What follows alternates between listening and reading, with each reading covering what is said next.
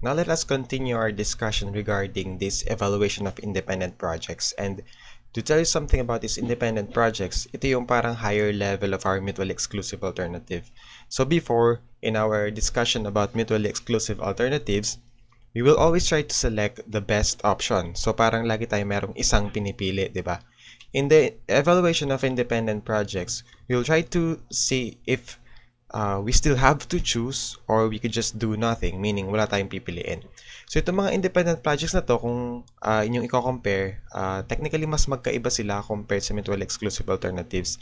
Kasi sometimes itong, or most of the time, itong mga mutually exclusive alternatives natin, they have common denominator na pare-parehas lang sila. But when we say independent projects, we could say na talaga magkakaiba sila, no? Let's say yung isa is a fast food chain, tapos yung isa naman is, let's say, a business for, let's say, printing something. So, yung mga ganon, technically, hindi mo sila kayang i-compare, correct? So, that is the idea na for independent projects, hindi importante yung paghahanap natin ng equivalent worth. Mas importante ngayon na criteria natin would be the BC ratio. That is, kung ano ba yung naging benefits ng ating company if we try to set up that certain project rather than this kind of project. And from this project na pinili natin, what could be the possible alternatives inside this independent project that we have selected, assuming now we already have the enough PW as well as the enough BC from the evaluation. So, dun pa lang lalabas yung ating mga tinatawag na mutually exclusive alternatives because we can now modify yung mga certain factors na we need to consider on maximizing the profit or the equivalent worth of a certain project.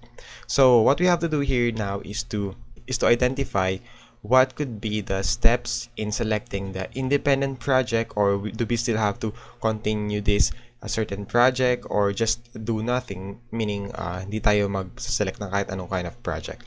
So this is the general flow chart of your independent project, and it's kind of long. So kailangan yung ma-memorize tong steps na to. So the first one is we first calculate the equivalent worth. So that's PW, AW, FW of cost for each mutually exclusive alternatives. So for example, meron kang 3 independent projects, or yes, tama, 3 independent projects, and then meron kang generally 2 options lang naman. So 2 cubed, that will be equal 8. So meron tayong 8 mutually exclusive alternatives for 3 independent projects. But given naman lahat, so you just have to compute for all of these equivalent worth. And then we should be ranking those in terms of its MEA by increasing equivalent worth of costs. So it doesn't matter if it's PW, AW, FW, you will just get the same result. But remember, if you try to evaluate yung isang MEA with PW, you should also be evaluating the rest of the MEA using the PW as well. So kung ano man yung ginamit mong equivalent worth sa isa, that should also be the equivalent worth that you'll be using to the rest of the MEAs. And then after ranking in order by increasing equivalent worth, we select do nothing or least equivalent cost MEA as our baseline. So it could either be that if you have the least value, let's say yung PW mo is 0 for the least, so you could just say na you could select that as your baseline, or you could select do nothing. That means wala tayong gagawin. And then after that, we will be calculating the BC ratio of MA with the least equivalent cost. So you have to compute for the BC ratio of the least. So yan, after ranking, pilin mo yung least and then you compute for the BC ratio. So this should be your questions that you have to answer. The first question is the BC ratio greater than or equal to 1? If it is yes, then is this the last MEA? So if it's no, then your MEA is your new baseline. So if we have, let's say, you compute for BC and then the BC ratio is greater than 1, so I mean less than 1, so that is no. And then if this is the last MEA, so if it's yes, then you stop. Baseline is the preferred alternative. Now if you say no and then this is the last MEA, so you still have to say no kasi hindi pa yun yung last mo, pero the BC ratio is less than 1, so you should have this arrow and then going to compare the next MEA with the baseline and calculate the delta B over delta C. So kapag naman ang BC ratio is greater than 1, so yes. And then is this the last MEA? So kapag ang sagot mo is yes, then you stop. This is the preferred alternative. Kasi parang ano yun parang pag greater than 1 ang baseline mo and then yun na yung pinaka-last mo kasi wala ka ng other values kasi technically that is your parang last na yun. So that is the preferred alternative. But you start with the lesser value as always nung ating PW. So let's have it for number 1. The required investments, operating and maintenance costs, and annual benefits for two mutually exclusive alternative projects are shown subsequently. So both conventional and modified BC ratios are included for each project, and we note that the project A has the greater conventional BC, but project B has the greater modified BC. So given the information, which project should be selected? Okay, so what we have to do here is to compare its PW first, and then from the first step, we need to compare for the PW and then rank them in order. So we have to determine its PW for project A and project B. Therefore, costs lang yung kailangan nating hanapin dito, not including the benefits. So for this, the PWA of the costs only would be the capital investment. So that's 11000. And then, of course, ano ba yung cost pa? So that's 12,500. Pero we have to remember that this should be multiplied by the uniform series factor. So that's 1 minus 1.1 raised to negative 20 years study period raised to over 0.1. Okay, so the PW of A of costs, of course, so that's that is equal to 216. Okay, that's 216,419.5465. Okay, and it says here that we also have to compute for the PW of project B. So upon computing that, using the same concept, not just the capital investment and the annual operation and maintenance cost, so it should give you 518,110.3674.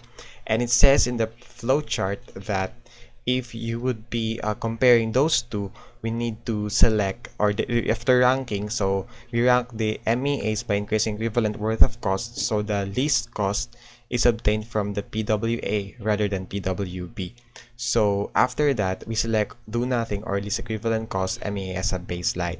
So therefore, from this, we could say that we start with do nothing as our baseline, but then we have to compute for the BC ratio of our A, so that we can determine if it is really if it could be your new baseline. So from this, using the conventional BC, we could say that your A has 1.475. Okay, so continuing this, we could say that and essentially we can do nothing, but then if we would be looking at the conventional BC of your A, that's 1.475, and based on the flowchart, that is greater than 1. So knowing that this is greater than 1, so we could say that it's a yes for this question. And is this the last MEA? So the answer is still no, because the MEA, there is still project B, so we need to compute for the incremental BC ratio for this case. So the incremental BC ratio is actually obtained by simply subtraction or the difference. Alam niyo naman yun yung parang ating change. So this is the present worth of the costs of your project A and project B. So how about the benefits of A and B? So we could compute for the present worth of the benefits of your A, and of course the present worth of the benefits of your B. So we could say that this is your say costs, and this is your benefit. Okay, so PWA using the benefits, so we need to make this in terms of the present worth, so that's 37,500, and then of course that's 1 minus 1.1 raised to negative 20 over 0.1, and then this one is 80,000, 1 minus 1.1 raised to negative 20 over 0.1, and this PWA is equal to 319,258.6395, and then this PWB is equal to 681,085.0976. So we need to compute for the delta B over the delta C. So the first one is the new MEA, so that's project B, so that's 681,085.0976 minus the project A's benefit, so that's 319,258.6395, and then we divide this by their equivalent costs. So for B, you have 518 110.3674, and then minus 216,419.54645. So essentially what happened here is that our first alternative or our default is do nothing, and then upon seeing that the BC ratio of your least cost is greater than 1, so that becomes automatically our new baseline. And then of course, since it's not the last MEA, so we still have to compute for the incremental BC ratio of the new or the latter MEA. So if this delta B over delta C is greater than 1, then we can say that the new project would be selected rather than A, because the incremental BC ratio states that it is a better option. But if not, then we stick with the original alternative, which is actually the project A. So upon solving, I have already solved for this. I'm solving this using the conventional BC ratio. So the answer is 1.1993. So therefore, because our incremental BC ratio is greater than 1, so if you go back to your flowchart, we could say that it is still greater than 1. And is this the last MEA? The answer is yes, so this is the preferred alternative. So from this comparison, we could say that the project B is the better option, because it is the because it has the higher, the incremental ratio is greater than 1, and it is the last MEA. So, yun, ganun yung nangyari. So, in Tagalog, ulitin natin. You have two MEAs, and then you have to compute for the PW in terms of costs. Then you rank those costs in terms of increasing cost, and then the least cost, that is yung A kanina, that would be your for checking. If the BC ratio of that least cost is greater than 1, then that would be your next alternative from the do nothing. So after that, you will be computing for the incremental BC ratio of the latter MEAs, and then if this latter MEAs incremental BC ratio is greater than 1, then you will have to select those new incremental BC ratio as your new base alternative. So this will be repeated until you have tried all of the latter MEAs that you have. Okay? So therefore, it's like yung ating incremental BC ratio yung nagde-determine talaga kung if we will be transferring to that new alternative as our better project. So let's try 3 mutually exclusive alternative public works projects naman for this case. So meron tayong tatlo, A, B, C, and then their respective costs and benefits are included in the table that is shown. And each of the projects has a useful life of 50 years, so yung ating N would be 50, and then the MRR is 10% per year. So which, if any, of this project should be selected? And so yun lang yung question. Which of these should be selected, or if could there be any project that should be selected, or it could be that would it be do nothing as our best option here? So again, we need to compute for the individual costs of these projects. So that is the cost in terms of present worth. But then again, sabi ko nga, pwede naman kayong gumamit ng future worth, present worth, annual worth. So that's your preference. Now, I'll just be computing for the PWA of one of this, and then I will not be showing the rest kasi yun din naman yung concept nun. Kasi ang dami natin sinusolve na ganito before so hindi ko na masyado ipapakita yung lahat. So ito lang naman yung PWA, and then annual operating cost, so yung sasama natin, so plus 750,000, and then just multiply it with the uniform series factor, so that's 1 minus 1.1 raised to negative 50 because the useful life is 50, and then 0.1. Okay, and then meron nga pala siyang market value, so we have to consider that. So that's minus 1 to 50 times 1.1 raised to negative 50. So therefore, the answer here is 15,925,462 22.68. Okay. So, yun. And then, burahin ko na siya dito.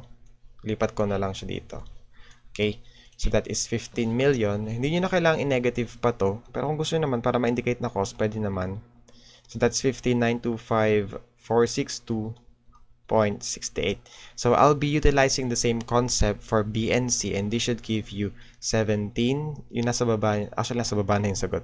17,173,333.04, and then the last one is 18,923,333.04. So remember, ang isasama natin for accounting the costs would be the capital investment, the AOC, and then of course the market value. Kasi syempre, kung nag-invest ka and then meron siyang salvage value after the and useful life, then you have to consider that as your parang diminishing, parang parang return pa yun. So from this is our costs. And then how about the benefits? So yung benefits natin, ito yung kung mapapansin nyo, ito yung, di ba meron tayong BC ratio, di ba ito yung nasa ilalim na portion. So ito yung kinocompute natin, di ba? And then for the benefits, so kailangan kasi natin makompute yung benefits sila for the incremental costs. So we have to compute for the benefits of A, B, and C. So for A, for B, and then of course for C. So we have just to multiply this with the uniform series factor for the present word. So that's 215,000 and then 1 minus 1.1 raised to negative 50 over 0.1. So this gives me a value of 21,316,851.15. Okay. And then we can compute for the rest using the same concept. So that's 22,457,054.81. So pag mga gantong mahaba na yung mga decimal points, so it is always recommended for you to include a comma kasi talagang malilito kayo pag wala. Then the next one is 24,787,036.22. Okay, so from all of these values, we have the costs and then the benefits. So what's next? So sabi natin, the first alternative that we have is to do nothing. And then from the list of the costs that we have, that's A, B, C, we will be selecting the least of all these alternatives. So diba, the least cost here is your 15,925,462.68. So upon selection of this A, we could compute for the BC ratio of A, and if that is greater than 1, then of course we could say that it will be our new alternative. So therefore, the BC ratio of A is equal to 15, sorry, that's not 15, but 21,316,851.15. We divide this by its cost, so that's 15,925,462.68. So sabi ko nga, pwede kayo gumamit ng present worth, annual worth, basta kung saan kayo pinaka-comfortable. Basta bawal yung yung halimbawa, yung isa is naka-present, tapos isa naka-annual. So mali na agad yun. So the BC ratio of A is 1.3385. Okay? So I'm using the conventional BC ratio. So yon. And then after computing for the BC ratio of your A, so ito, wait lang the BC ratio is 1.3368 here. So probably magkamali ako siguro ng sulat dito, but just make it 1.3385. Okay, so after that, after computing for your BC ratio of A, so we could say that this value is greater than or equal to 1. So therefore, your A would be your new alternative in this case. So therefore, ating BC ratio of A is greater than 1. This will be our new alternative. So currently, our best option is A. But then it's not yet done since we haven't evaluated the rest of the alternatives. So we just have to determine its incremental BC ratio and just see to it if we can obtain a value that is greater than 1 some more. So that's delta B over delta C. I'm comparing B to A, so that's B minus A. So that is equal to, ano ba yung benefits ng B? So that's 22 and then 457.05, sorry, comma, 0.81, and then ano ba yung benefits ng A? So that's 21,316,851.15. Then we divide this by the difference between their costs. So that is 17. So kung ano yung pinapag-compare nyo, yun yung uunahin yung isulat. Then minus 462.68. Okay, so from this, the answer is equal to, so the answer is 0.9137 for the incremental BC ratio of P to A. So we could say that since this is not greater than or equal to 1, still A is our better option in this case. So after that, it is not, is this the last, the question is this the last MEA? So no. So we still have to compare the incremental BC ratio of the rest, which is 4C. So 4C, mapapalitan lang naman is this one, okay, at saka ito rin. So ganun lang naman siya. So for C, we have the benefits, so that's 24,787,036.22, and then for the costs, that's 18,923,333.04. Okay, so the answer for this is equal to 1.1576. Okay, so knowing that it is 1.1576, we could say that the project C is a better option in this case. And sabi nga natin sa flowchart is the incremental ratio equal or greater to 1. So if it's a yes, then, and then this is the last MEA, so we stop, and this is your better alternative. So therefore, we could say that project C could be selected because that is the something like the better alternative in this case. So we're evaluating the mutually exclusive alternatives under these individual projects that we have. So yun. And I think that's all for the evaluation of an independent project. So we just have to remember this flowchart now. General idea is that if you're laid out with all these mutual exclusive alternatives, you just have to compute for the present worth of the costs, and then initially you will do nothing, and then you try to compute for the BC ratio of the least cost. So if this least cost has a BC ratio that is greater than 1, you can select this as your new alternative. But if the BC ratio of this least cost is not greater than 1, then you stick with having do nothing, and then you don't have to recompute for the rest of the BC ratio of the new alternatives, because you just have to select the least alternative in that initial analysis. Okay, and then after that, you do the incremental BC ratio if you've already had this initial alternative, which is aside from the do nothing. And then after that, if this delta B over delta C is greater than 1, for as long as it becomes greater than 1, then that newest alternative that you were able to obtain this delta B over delta C that's greater than 1 would be your best alternative or the preferred option. So yun, ganun lang siya sinosolve. And then let's continue the discussions with this depreciation and after-tax economic analysis.